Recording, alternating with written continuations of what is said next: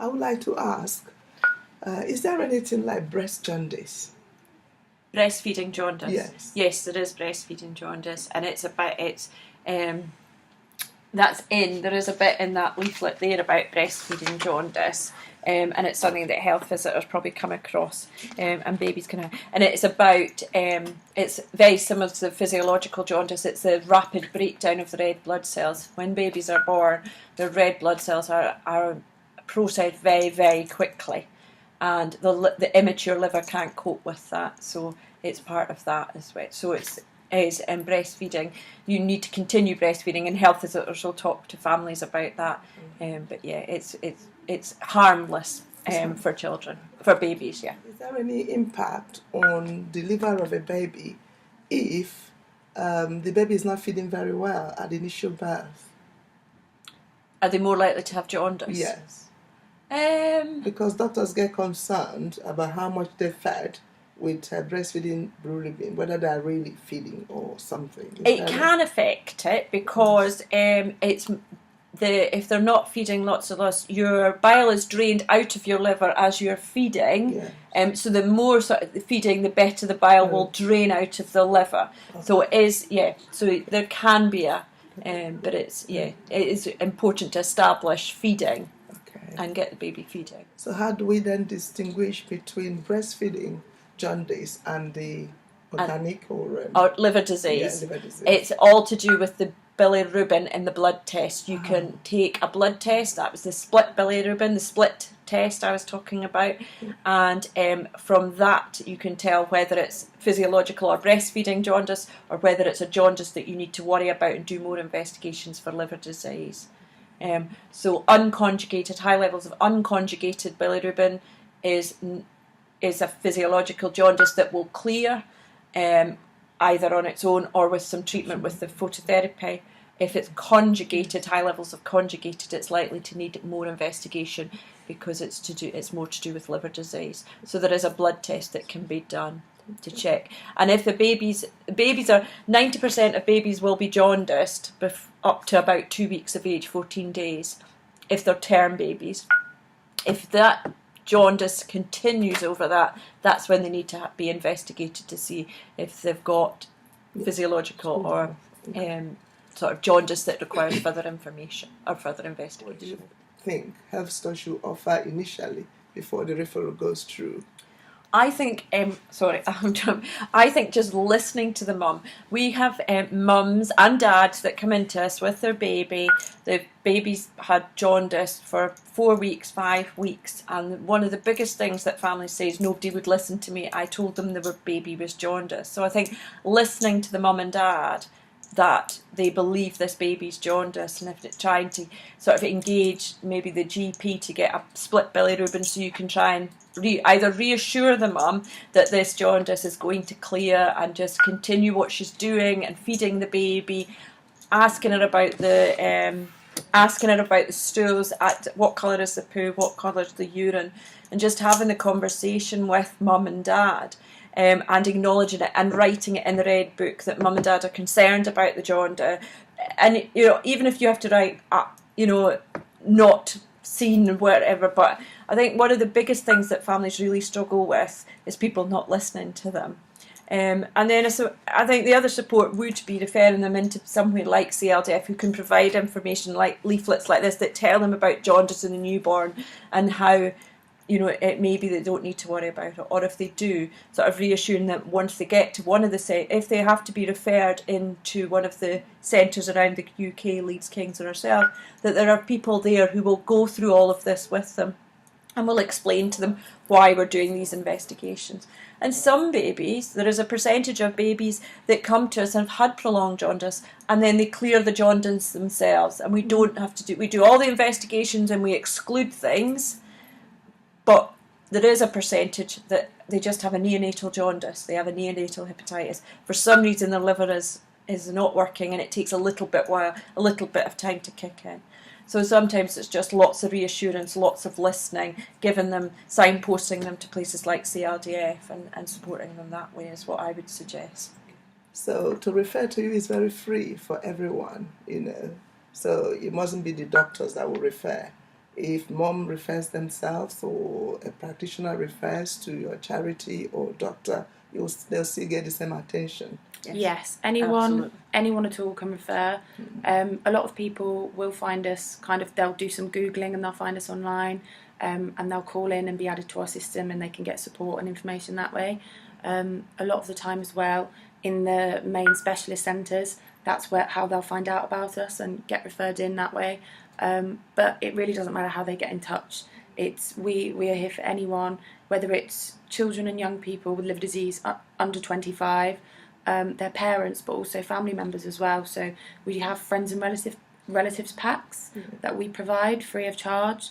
And often we find that it can be quite difficult, for example, for grandparents, because they're not just worried about their grandchild, they're worried about their child as well. So anyone who gets in touch with us, we will be able to provide some sort of information or support to. Do they need to come to you, or is there a time you can visit them at home? We don't kind of do home visits.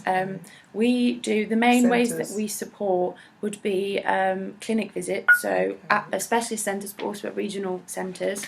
We do visits there quite often, and that's how we meet a lot of families. So our support team will go, they'll be in the waiting room, and they'll talk to people. A lot of the time they'll meet people who are newly diagnosed and tell them about the support that's there for them. And other than that, they can contact us online, they can ring us. And we can do things kind of over the phone. A lot of our families are supported via the telephone by CLDF. They'll talk things through with them, and then they might talk through with CLDF and the family support team, and then they would come and talk to us. The family support team come to the ward as well. So if you come onto the ward and you're admitted onto the ward, the CLDF team come over to the ward a couple of times a month, and we'll do a coffee afternoon, and the families can meet then, and so they get support through that way as well. And we do have an online presence as well. So we've got a Health Unlocked website where parents can register and go on there and talk about liver disease and their experiences. And we also have for young people between 11 and 25. A social media website, which is a little bit like Facebook, not the same, but it's the same kind of thing, which is totally locked down for safeguarding reasons. So it's only those young people with liver disease that are allowed to join, but it's a really good environment that they can support each other as well, which is what we really like to promote, is that peer-to-peer support. So we can do so much, but there's nothing like talking to somebody else who's going through the same thing. Or for a lot of parents, say there's a parent who's got a newly diagnosed child with biliary atresia, it's really, really great if they come to a family day, or we can put them in touch with, say, an 18-year-old who's just going off to university with biliary atresia, so they can see that there's hope and that there's light there. So that's one of the key things that we do as well. Our families find the support from CLDF invaluable, from diagnosis right through. As Aisling said, there's a huge variety, and you can see, and I know families that have met CLDF in those first few weeks of landing, if you like, and I think it does feel like you land in a liver unit and we talk in a very different language, and we try really hard not to do that, but a lot of the information we're giving them, and they land here, CLDF come along, they have the leaflets that are all written for parents especially and young people, they've got it, and then the CLDF are on their journey with them, if you like, through childhood and into adolescence, and the challenges that come along at different times, but the support that CLDF provide for the families is invaluable to and them. Also we're also here for healthcare professionals, so we do get a lot of queries from healthcare professionals who sometimes don't know what to do in a particular situation, and although we're not medically qualified ourselves, if we get queries like that in, we can take them. It might be that it needs to go to Lindsay at Birmingham, we might need to go to the liver units, it might be something that we can talk to a consultant about, but a lot of the time we will get queries from health visitors, for example, who might be unsure of what to do next, and we can also support those healthcare professionals with what they need to do. I suppose because you have interactive ones, so if people can't read and write, like reading your literatures, you're there for them as well. If they're not IT, kind of thing. So far you get a referral, you will adapt to the person's needs, isn't it? Yes, Yeah. absolutely. So all of our information is going through the information standard process at the moment, which means that it will all be accredited by the information standard, and a big part of that is being accessible, clear, easy to understand, and accessible for all. So we can provide, for example, if someone has speaks a different language or needs to do anything with the text, we can provide patients and healthcare professionals with a plain text copy, so just basically a Microsoft Word document, which they can then take to their own translation services, and they can then. And we've done that for learning disabilities and all that. Yeah, stuff. so then because we're such a small charity, we obviously it would be impossible for us to do everything in every language and whatnot. Yeah. So the best way that we can kind of do it is to provide them with that plain text, and most people generally have a route that they do kind of get their information translated, so they can then do it with someone trusted who can translate it for them. For our families that are on the ward, we use a lot of interpreters if there's sort of language barriers. But if there's sort of, we've had families that may have had some learning difficulties, and we do a lot of drawing pictures and using models to help them understand the information.